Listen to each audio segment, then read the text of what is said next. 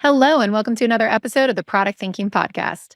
Today, we're joined by Ying Chen, who's a general manager, chief product officer, go-to-market strategist, and public speaker experienced in leading VC-backed startups, scale-ups, and global public enterprises.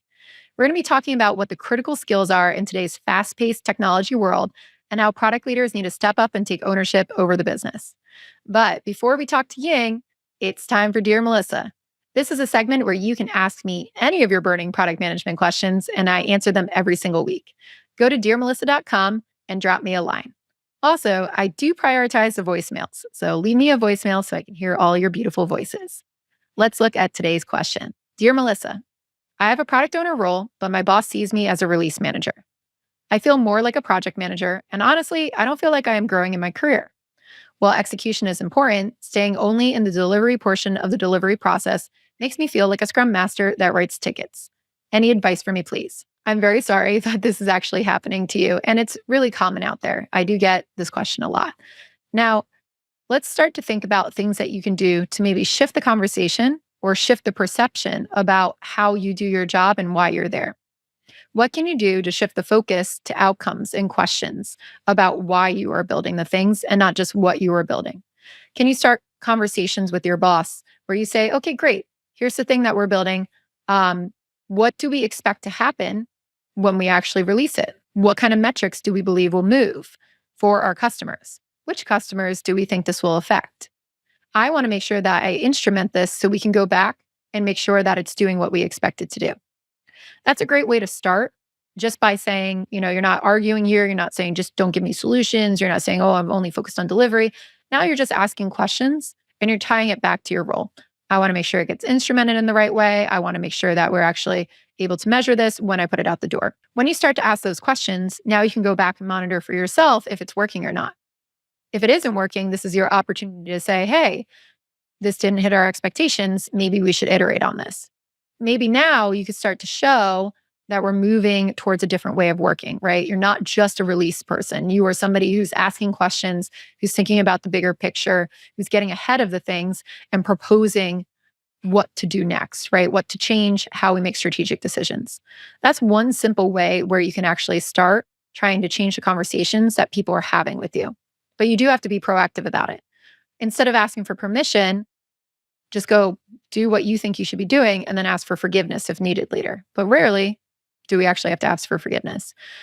I perceive this as long as you're not slowing the delivery down, people will be okay with it, right? But start poking, start asking questions, and do it in a way that comes from an earnest curiosity instead of, I don't think I should be doing this. I don't want to be a delivery manager, right? That's not the tone we want to take. It should be more like, hey, I'm curious about how this is going to affect this. Can I write this down? Or I'm curious about this. This starts having the conversations that we need to be having about, are we building the right thing? Now, if you tried this and it did not work, now we got to look for where we want to go and grow in our career. I firmly believe that if you want to get better at your craft as a product manager, you need to go work for great product leaders. So if your boss doesn't recognize that being a product manager is more than just a release engineer, then that's the time to maybe look for a new job. So you want to try to take ownership over what you can control, try to do the best you can there. But then at the end of the day, if you're not able to practice your craft here, it may be better to look for other opportunities outside of that company or outside of that leader and find somebody that you can actually learn from. That's what I really would be focusing on. But first, try poking. Try taking ownership of what you can control. Try not just asking if you can go do things, just go do them, right? To see if you can make it work and for the best interest of the product. So start small. Start with a few key practices that might help. Ask those questions, maybe set goals, see if you can instrument it. Maybe go talk to a customer, see if you can validate things. This type of work here is going to help people change your perspective of what you're doing. That might get you a little bit further. So I hope that helps. And I know this is a very tough situation to be in, but do think about, where can I actually learn? What control do I have? Because you do probably have more control than you think you do. And what can I do to feel like I'm learning? All right. Now it's time for us to go talk to Ying. Welcome, Ying. It's great to have you on the podcast. Thanks, Melissa. Nice to be here. So you've had a really interesting career where you've worked for a lot of really large enterprises and you've worked for startups as well. Can you tell us a little bit about your product management career so far? And, why did you bounce between these two? Yeah, so thanks for the question. I think you can probably see in my experience at this point, it's about 50-50 in terms of that enterprise versus startup. At the end of the day, I'm a builder at heart. And it really doesn't matter if I'm building the offering inside of a startup versus an enterprise. I think I just developed an appreciation of what doing product at an enterprise can be versus at a startup. So I think a lot of us have heard oh my gosh, it feels like when you go to the enterprise, things move slow. I disagree with that. I think of enterprises as a great learning ground, particularly for young product managers who are maybe coming out of another career or basically coming out of school, want to get into product management. When you go to an enterprise, because by nature it's highly matrixed, so you're going to be dealing with a lot of experts in their respective function. So it's actually a really good learning opportunity for somebody to really understand what really good can look like. At the same time, startups have their value too, which is now that you can understand what good can look like, startups offer this great opportunity for you to do more because typically startups are not as matrixed because there's just not as many people.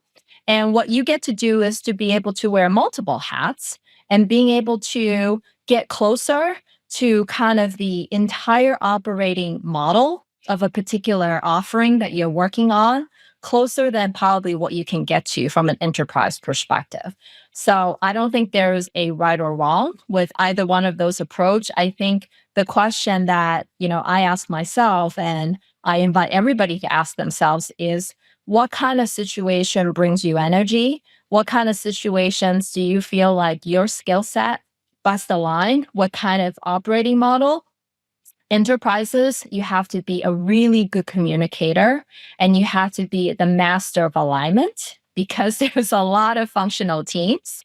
At a startup, you have to be comfortable of, the proverbial, the songwriter, the graphic artist, the performer. So you have to wear a lot of hats, basically. So again, I think it really depends on what kind of experience energize you and make sure that you understand what you're kind of, leaning into in terms of your skill set. When it comes to working in enterprises versus startups, what are the different factors that people should take into consideration about how they actually operate, what their strategies look like, and how does it affect what you do as a product manager? Yeah. So again, I think it leans into where are you in your journey as a product leader, right?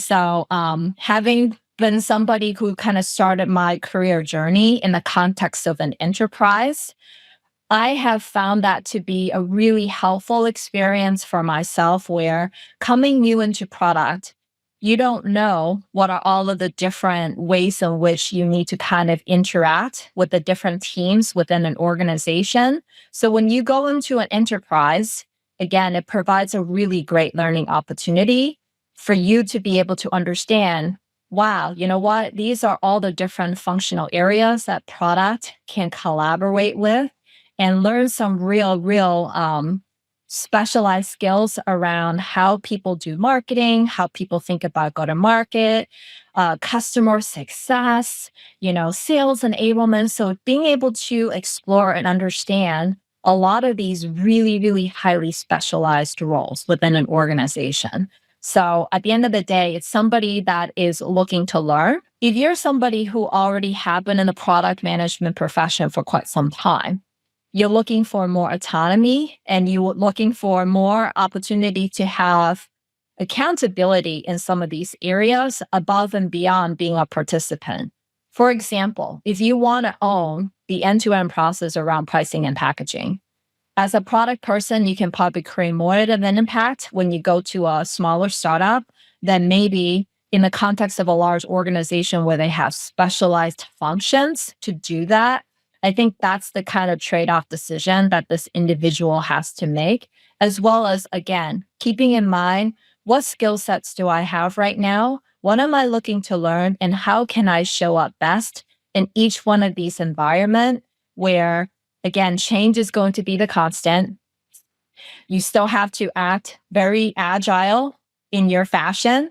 The difference being, are you somebody who is into alignment, a really strong communicator, or are you somebody that, prefer to be more focused in terms of how you want to approach product?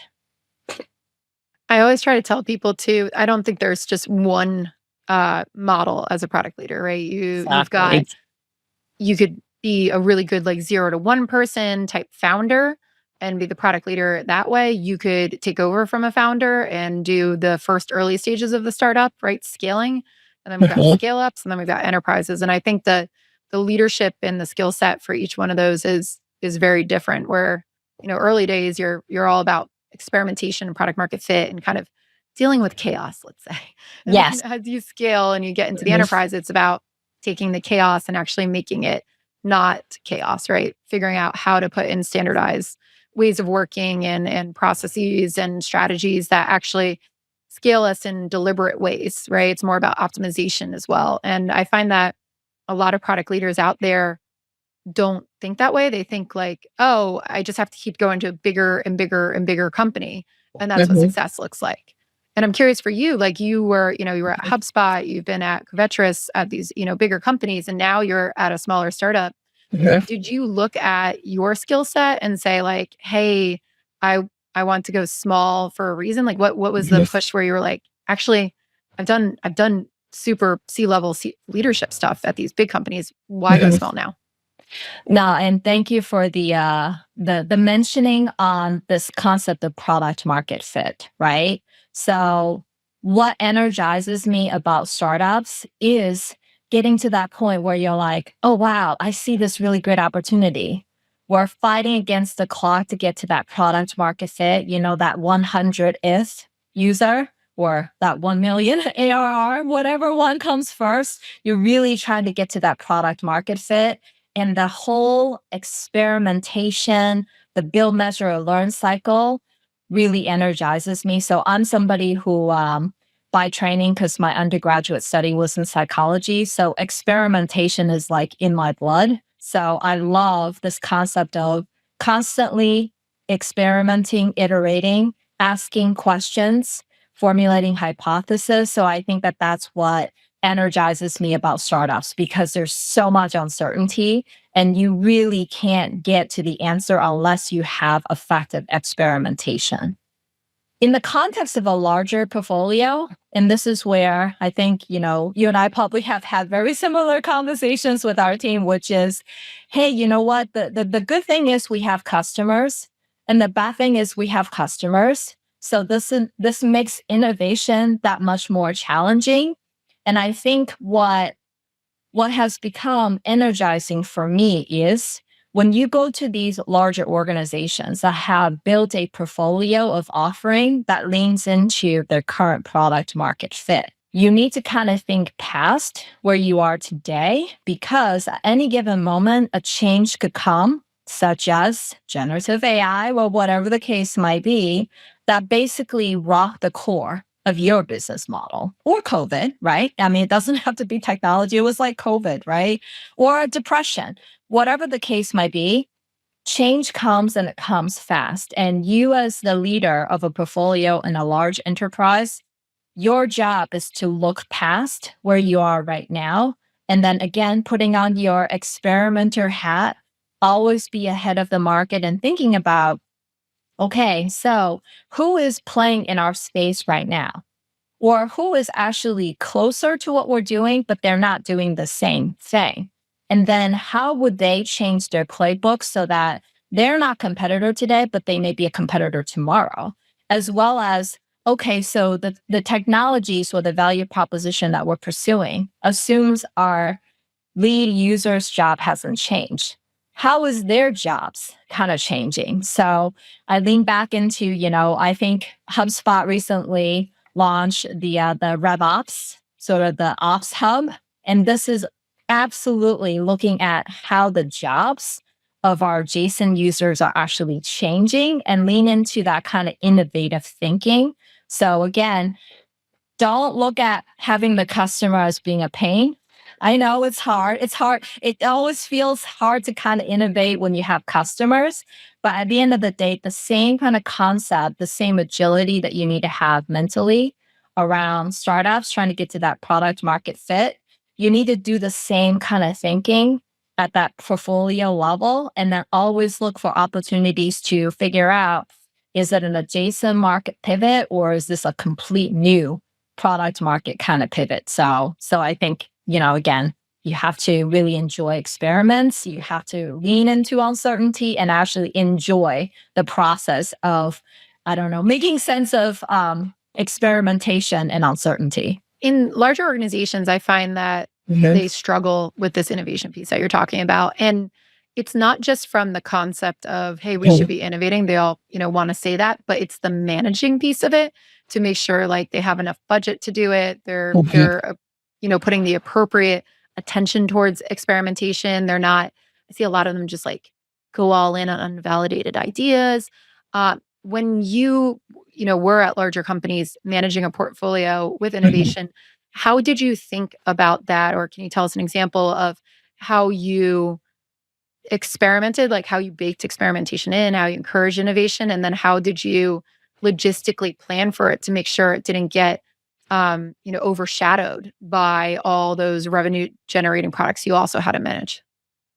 Yeah. And I think that this is where I tend to lean very heavily into lean startup as kind of that framework and always coming back to this concept of a minimum viable product. And by the way, it's actually not a product. I think the name itself was kind of misleading, but essentially it's representing an idea. And typically it's a business model. And I think that that's what people forget. They keep thinking that it's about me building something as opposed to you're really testing the value of this thing that you're trying to deliver into the marketplace. So I think there's two dimensions. How do you create an MVP in the least amount of build required? So again, the great Wizard of Oz, right? So what are the things that you can basically get away with maybe configurations or even just concepts on a piece of paper? Leaning into your customer advisory board or maybe get a couple of, best partners in the ecosystem. Again, we're kind of talking about large portfolio innovation, right? Like your partners are amazing at helping you kind of scale that kind of testing and understanding because they're also feeling out the market on your behalf. They're also listening to what's going on. So again, thinking about MVPs, pick a couple of partners maybe in your ecosystem to be able to kind of talk about what are some of these things that we can run together where we're co-delivering this value proposition. We're trying to test out this value proposition. And the last thing that I will kind of add to this is a lot of organizations, to your point, they're committed to innovation, but they're stuck on the playbook that got them here.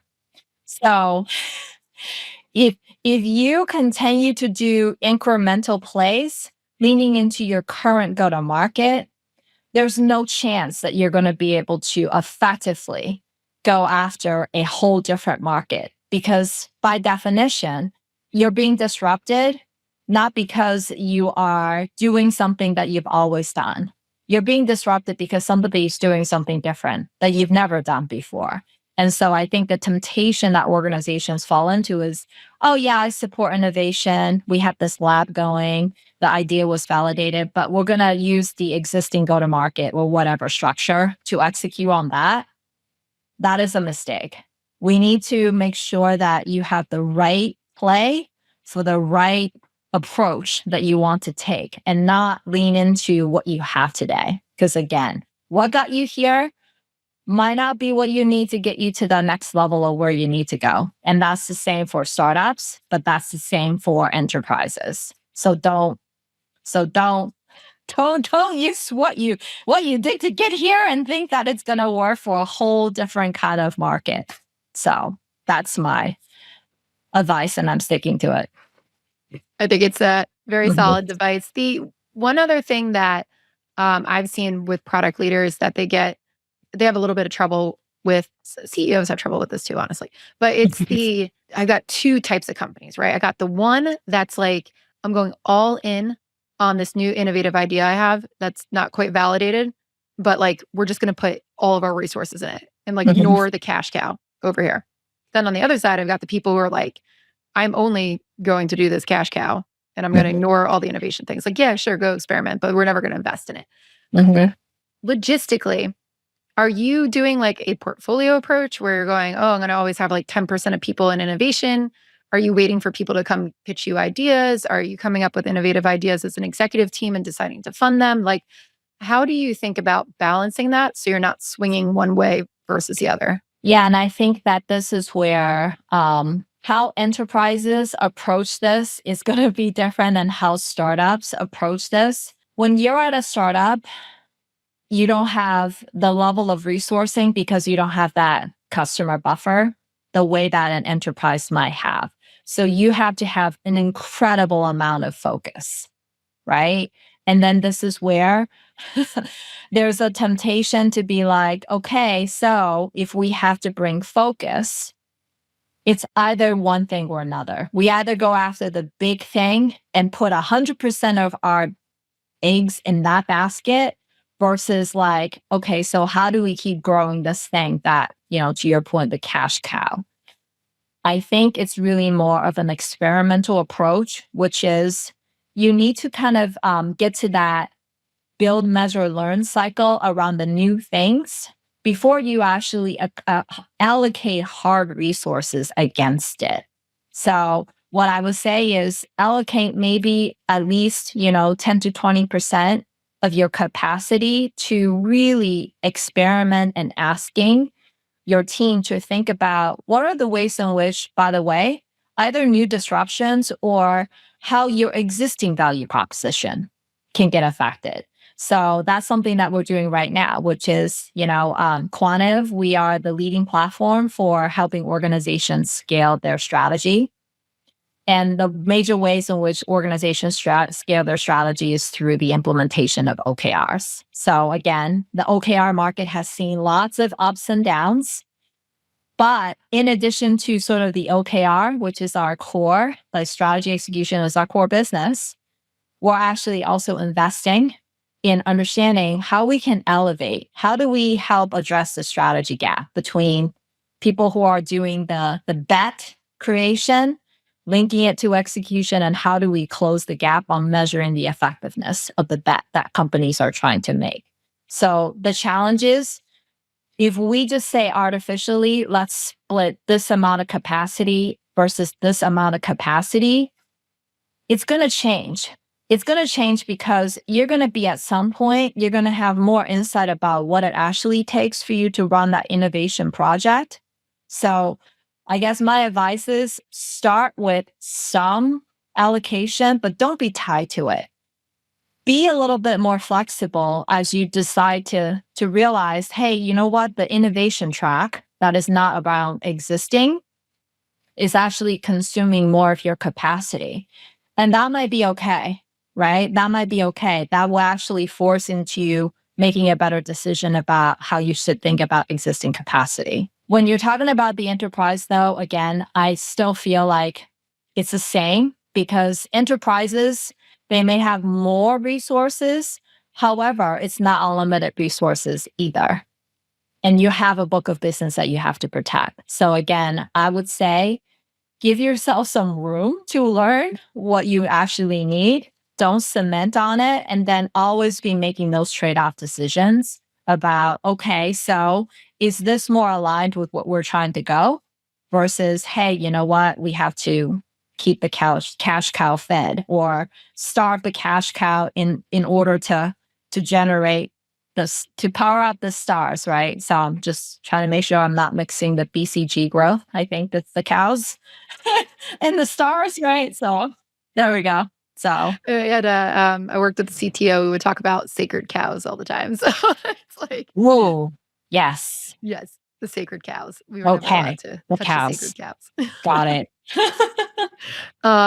So we were talking a little bit about this, and I want to expand on this area. You mentioned how product leaders always need to be looking at what's evolving the market. Otherwise, we'll be disrupted. And especially today, things are changing so fast.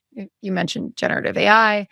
There's a lot of movement out there with the pace of technology. How do you think that's affected these skills that are required to be an exceptional product leader in today's day and age? Yeah. And so the one thing that I'm sure about, having survived, I want to say maybe a handful or maybe like a dozen of these disruptive innovations. So I'm going to bring this back a little bit. So hopefully you don't mind. Remember when robotic process automation, RPA, that was super crazy. Remember when we talked about blockchain, everyone?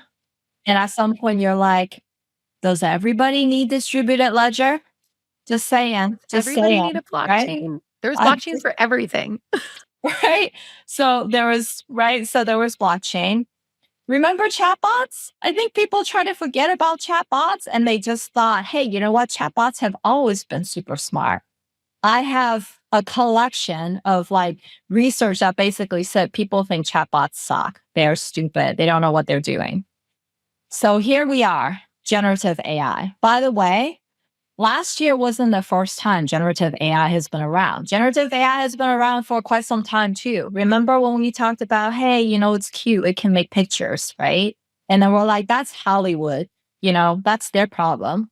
Until, hey, by the way, my grandma's using ChatGPT. Whoa, right? So I'm going to go back into the foundations of product management, which is really understanding what is the problem you're trying to solve for and why.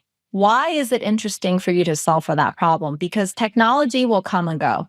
Generative AI today, something else tomorrow. I don't even know what the technology is going to be. But what I do know is at the end of the day, it's the PM's job to really understand how does that kind of help enhance the experience that I'm trying to deliver for the personas or for the jobs to be done I'm trying to do here. How does that actually create more value to what it is that can be accomplished today?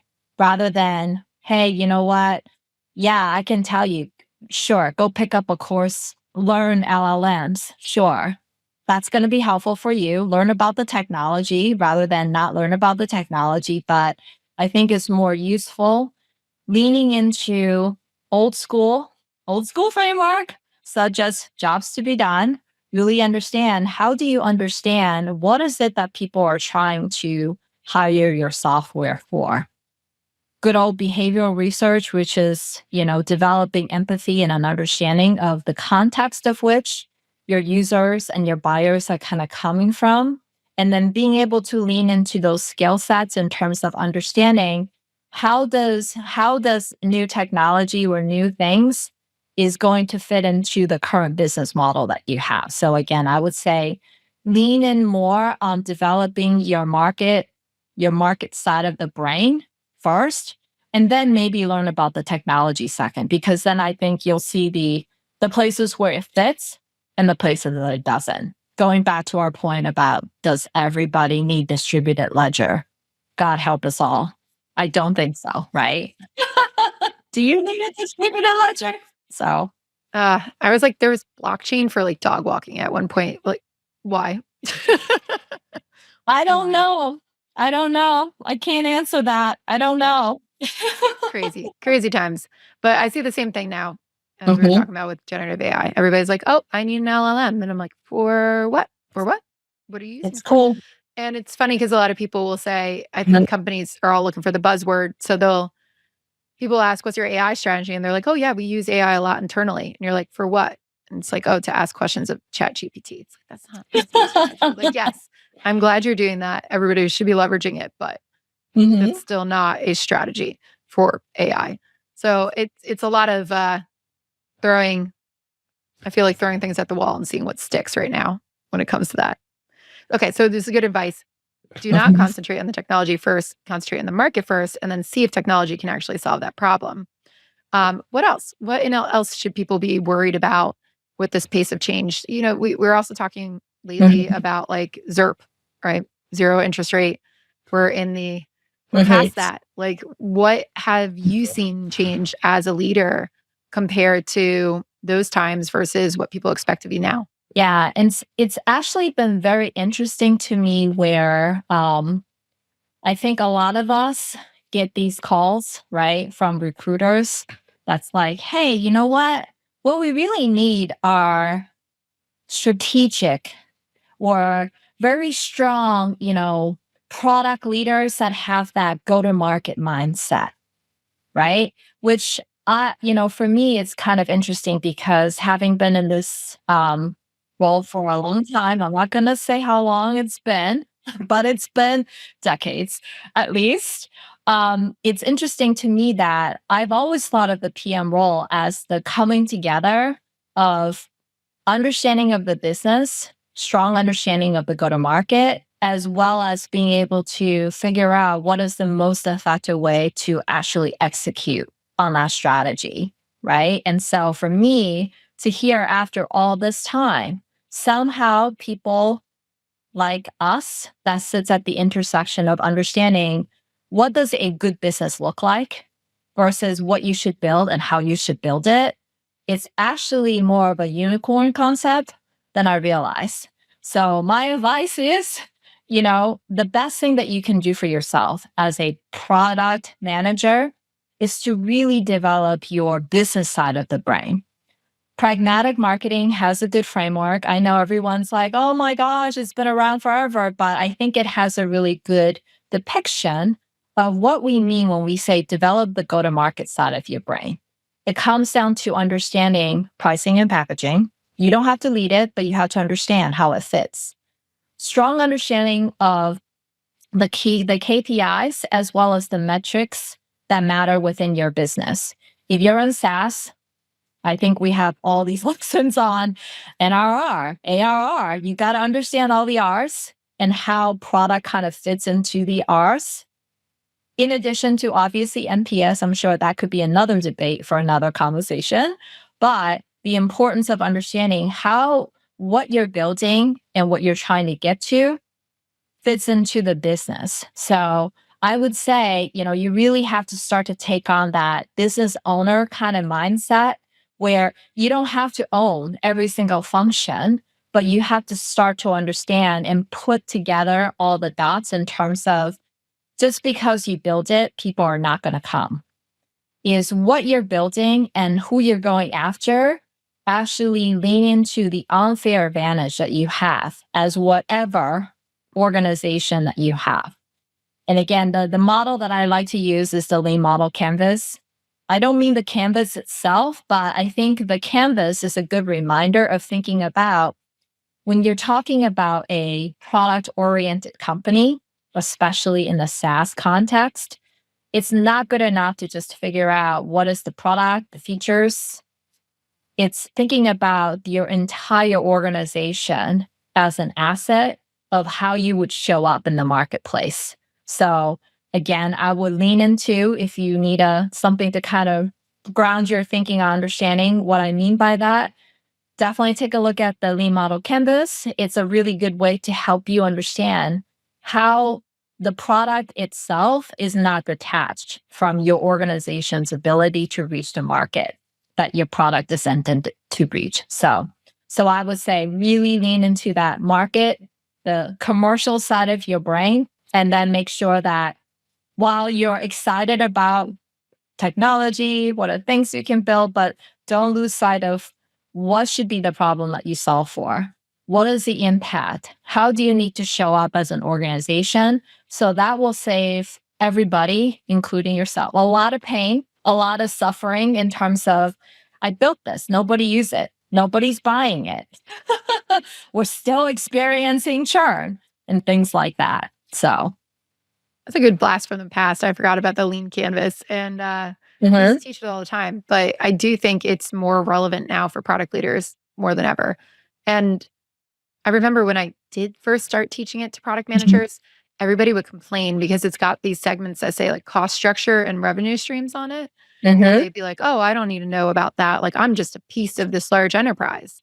Right? Mhm. Why would I have to fill that out? And it's so telling about how we swung so far from the business, I think, as product managers. And you're right, that's like one of these big gaps that I now see in product managers, because we became so overtly either technology focused, or we swung so far on the customer side, almost became user research focused.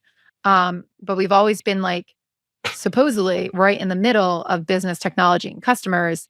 And it's that business piece that's really getting, passed over right now. So I see a lot of product leaders who are coming up the ranks and they don't have that business knowledge. And it's something that I've been teaching on CPO Accelerator. It's like, how do you actually understand the financial aspects of your company and what growth drivers are going to make it succeed and how companies win? And I think that's so important. One thing that we were talking about a little bit as well, before we started, was this concept of a GM role and a product leader role. And you actually played that role at HubSpot, and you've also been a chief customer officer. What have you been seeing take shape with this like hybrid GM product leader role, and how's it different than just a traditional product leader without the GM? Yeah, no, definitely agree. So I'm also starting to see this emergence of this GM and, head of product kind of role.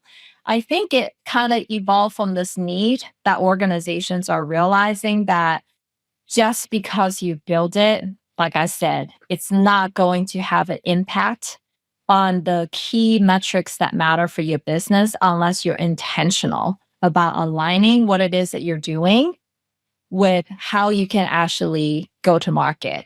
Where are the competencies that you have in your go to market? And that's why, to your point about, we on the product side, because we originated and, to all of the movies, right? About, hey, you know what? Product managers have, I guess, skill set. We're good with people. I guess we have people skills. We're good with talking to the customers.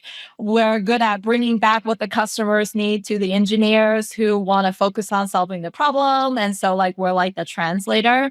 But what we forgot in our process is that, like, by the way, that's really more project management, right? That's like, hey, there's something that needs to be done, go get it done. As opposed to product managers, our job is to make sure that we understand the why. Why are we doing this?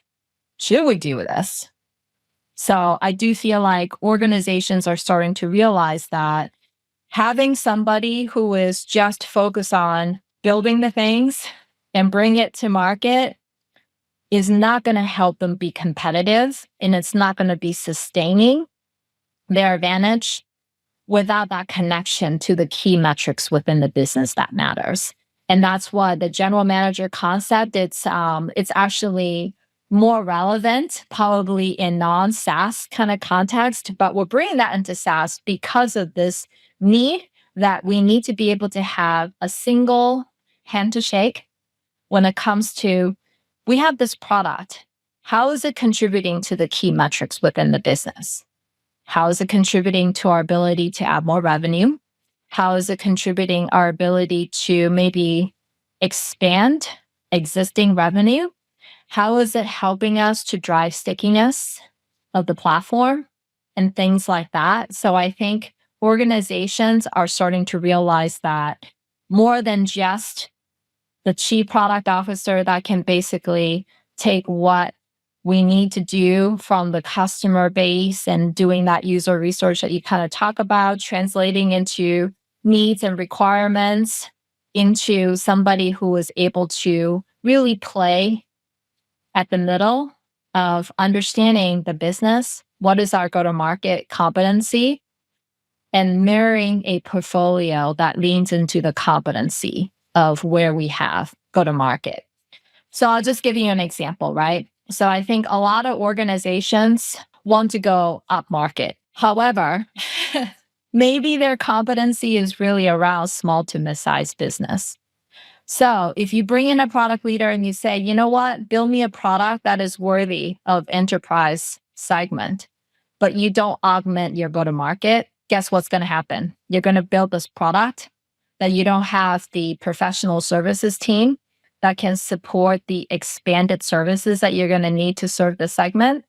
You also have account executives that can't speak to an enterprise kind of persona such as the CTOs and the CIOs of large enterprises that are going to come at you with like 500 different attestations that you have to pass. So this is why I think it's really important that this emerging role of like a GM and product kind of come together, because you need to understand what is the context that you're going to be asked to deliver this offering and what is the right approach. Oftentimes, people just want to build, build, build. As product people, we love building, but we need to be thinking about the business and really seriously consider build, buy, and partner. So I would say that's also another different differentiation, by the way, between enterprise and startups, because enterprise, you don't have the opportunity of being singularly focused in one niche area that you're gapping in your business. So you really need to pull yourself back and think about build, buy, partner. So When you describe the GM role too that we're talking about, a lot of people do see GMs as like the CEOs of their business lines. And I have one trend that I've been seeing a lot lately is that, and especially SaaS companies, a lot of CPOs are stepping up to be CEOs in the next SaaS company.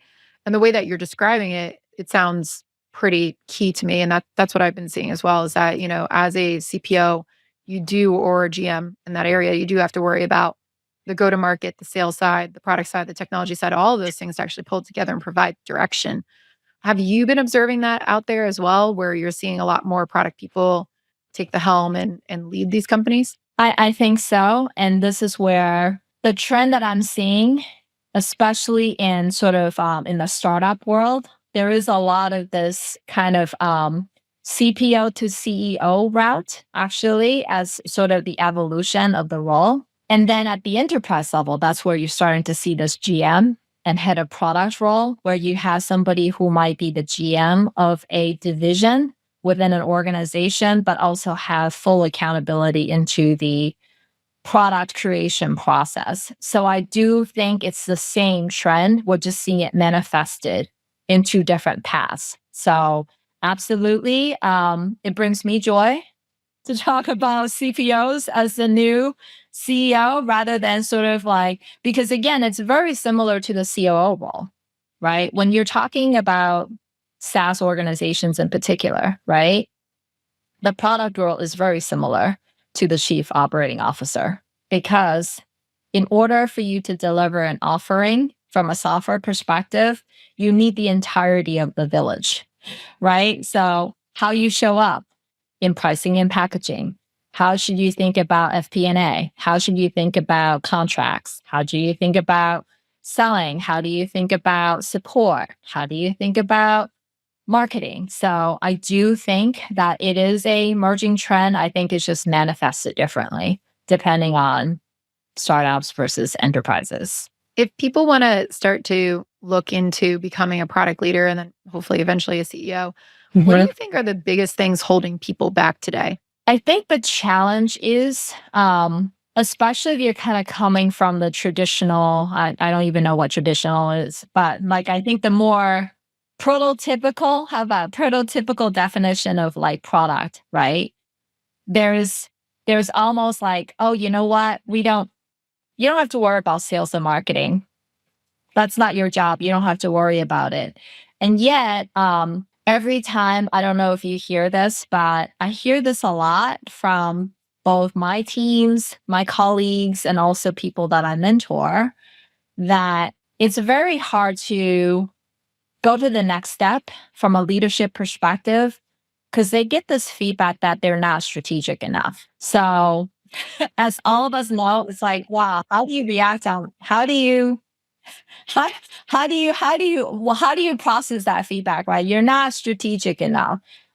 And then it goes into this other discussion around, executive presence and whatever the case might be. So I think this is getting at the fact that when people say you need to be more strategic, right? So if you want to go on this CPO to CEO, or, head of product to like GM-ish kind of track, being strategic means that you have a strong understanding of how your business works.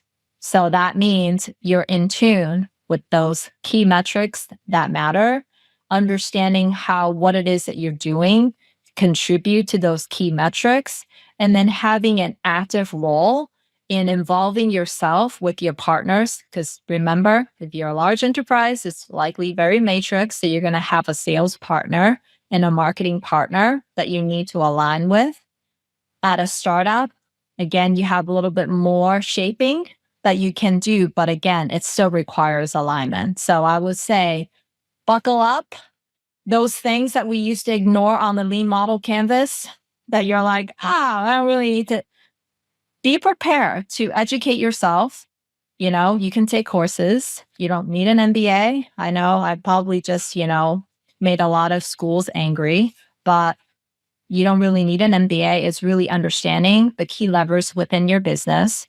Spend time with the CFO if you haven't. By the way, they're probably one of my favorite personas in a company. You can find me talking to our finance team any given Sunday because our finance teams are amazing at helping us understand what are the key levers within the business, that this is how we look at the business. This is how we measure the effectiveness of our business. So spend time with your FP&A team. They will love to see you, by the way. I'm speaking on behalf of lots of the FP&A teams that I worked with in the past, whether it's a small company or a large enterprise.